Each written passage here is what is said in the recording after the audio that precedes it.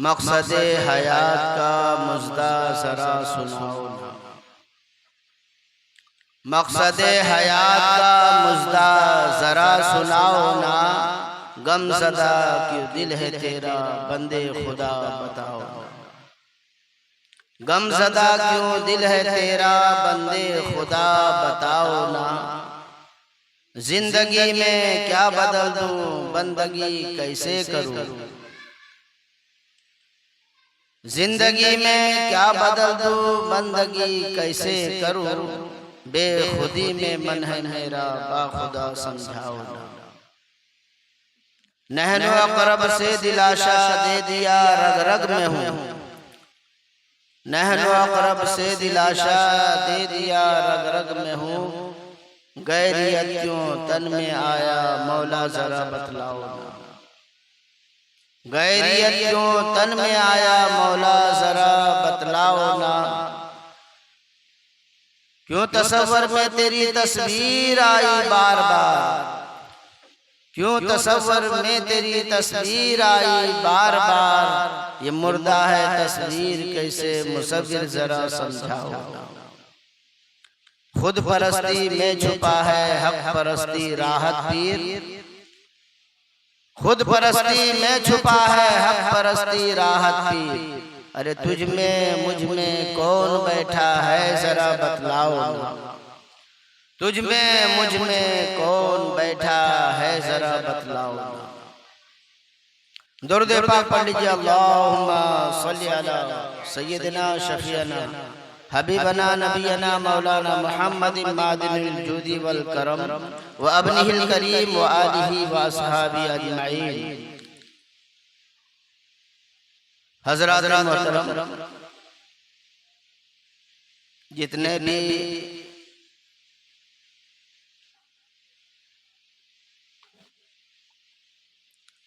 हाज़िरीन मजलिस है, जो बुजुर्ग बच्चे नौजवान और ख़वातीन और उलमाए इज़ाम उन तमाम हज़रात की मौजूदगी में नाचीज़ कुछ वक्त के लिए आपके सामने हाजिर खिदमत है। वक्त के मद्देनजर कुछ बातें जो आप लोगों को बताना चाहता हूँ, अगर इजाज़त हो कुछ वक्त है तो मैं बातें रखूं। कितना समय कितनी देर बोला जाए? कितनी देर बोला जाए?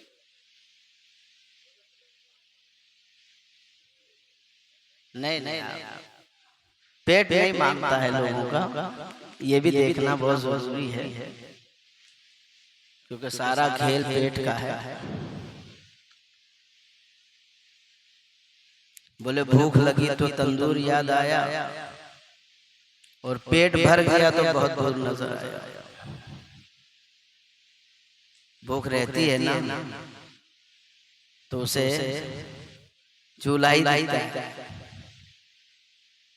इसलिए हर कोई अपने दिल से जो बात, अपने दिमाग से जो बातें एक्सेप्ट करेंगे वो जबरदस्ती नहीं एक्सेप्ट किया जाता।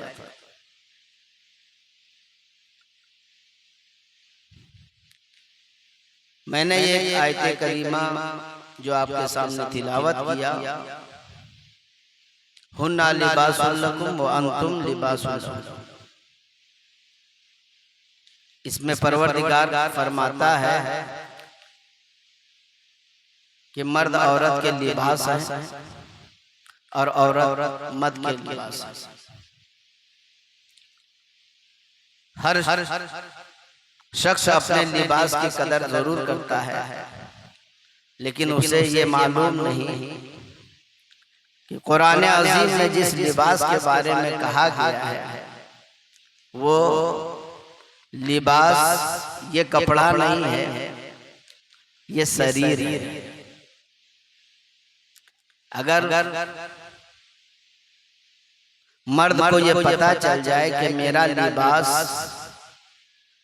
मेरी शरीके हयात है, और औरत को अगर ये पता चल जाए कि मेरी जो जिंदगी है, मेरी बंदगी है, मेरी जो कुछ भी है वो मेरे सर के ताज है, जो मेरे लिबास है, तो कभी कोई भी झगड़ा आएगा ही नहीं। क्योंकि कोई भी शख्स हो तो अपने जिस्म में जो दर्द होता है ना, उसे खुद महसूस करता है, दूसरा को महसूस नहीं हो सकता है। इस तरीके से ये एक अल्लाह ने खास बात रखा कि जिस औरत ने अपने शौहर की ख्यालात, सोच, उसकी समझ को, उसकी नीयत को, उसकी हरकतों को समझ नहीं पाई, उसकी कमजोरियों को जान नहीं पाई, वो पूरी जिंदगी इसी कश्मकश में है कि शायद मेरा शौहर मुझसे खुश है भी या नहीं। और जिस शख्स को ये पता चल जाए कि मेरा शौहर खुश है, जिस शौहर को ये पता चल जाए मेरी शरीके हयात मुझसे खुश है, यकीनन वो घर जन्नत है, वो जन्नत से कम नहीं। और हकीकत तो यही है कि कायनात का निजाम जो कुछ भी है वो इसी दो जोड़े के अंदर है। मियाँ बीवी अगर खुश है तो कायनात के हर खित्ते में उसे दिल लगेगा, और अगर मियाँ बीवी खुश नहीं है तो शायद मुझे लगता है कि काबा में भी जाकर के उसका दिल नहीं लगेगा, वो जन्नत में भी रह के सुकून नहीं पाएगा। जो सुकून अल्लाह ने अता फरमाया है जौज़ैन के बीच, इसलिए कुरान अज़ीम ने खास बात रखा कि तुम जिंदगी का मकसद को समझोगे तो ये जो दो जोड़े हैं ना, यही माँ बाप के भी जोड़े हैं, यही तुम्हारी जिंदगी के हर एक पहलू में आने वाले जोड़े हैं। तुम्हारे अगर जिंदगी बंदगी बन जाए, गंदगी से हट करके इबादत हो जाए, जिसमें अल्लाह की रजा और रसूल पाक की भी रजा शामिल हो जाए, बस आपके आने का मकसद और जाने का मकसद भी समझ में आ जाए। क्योंकि हर इंसान को अपनी मकसद को जानना जरूरी है। क्योंकि कोई भी अगर आया है ना इस दुनिया में तो बगैर मकसद का नहीं आया। भेजने वाले ने मकसद रखा, आने वाले का भी एक मकसद है। हर दिन बच्चे पैदा होते हैं, हर दिन शादियां होती है, हर दिन मौत होते हैं। आखिर ये जिंदगी हर एक दिन अपने 24 घंटे के रफ्तार में पार हो रहे हैं। हम कल की फिक्र जरूर रखते हैं लेकिन आज का ध्यान नहीं। जो कल गुजर गया है उसे वापस लाया नहीं जा सकता। जो कल आने वाला है उसके इंतजार में वक्त हम गुजार देंगे, आज की फिक्र नहीं करेंगे तो कोई मकसद नहीं। वरना हकीकत तो ये है कि हर दिन 12 घंटे का, हर एक दिन 12 घंटे, न कभी 13 घंटा हुआ है, न कभी 11 घंटा होगा। जो दिन हम ये सोचेंगे कि कल का 13 घंटा होगा, चलो आज 1 घंटा कम कर देते हैं, कल हो सकता है 11 ही घंटा होगा इसलिए 1 घंटा आज बढ़ा देते हैं। ऐसा कुछ भी नहीं है। जानते हैं आप ऐसा क्यों है? क्योंकि ये कायनात रब्बुल आलमीन ने रहमतुल लिल आलमीन के खातिर तख्लीक किया है। और इसकी दलील कलमाए तैयब है, जिस कलमाए तैयब के बदौलत इस कायनात की तमाम चीजें तख्लीक हुई, क्योंकि कलमे में 12 हुरूफ ला इलाहा इल्लल्लाह और 12 ही हुरूफ मुहम्मदुर रसूलुल्लाह में।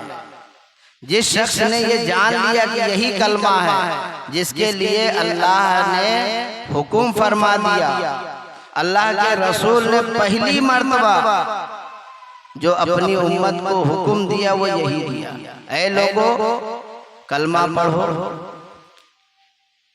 ऐ लोगों कलमा पढ़ो, ऐ लोगों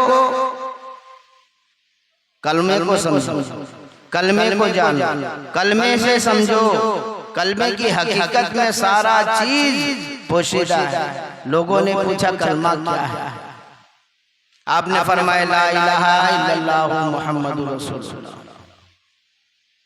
नहीं है कोई माबूद सिवाय अल्लाह के, नहीं है कोई मौजूद सिवाय अल्लाह के, नहीं है कोई तारीफ के लायक सिवाय अल्लाह के, नहीं है कोई इबादत के लायक सिवाय अल्लाह के, नहीं है कोई हाकिम सिवाय अल्लाह के, नहीं है कोई रज़ाक सिवाय अल्लाह के, नहीं है कोई भी तुम्हारा मालिक सिवाय अल्लाह के।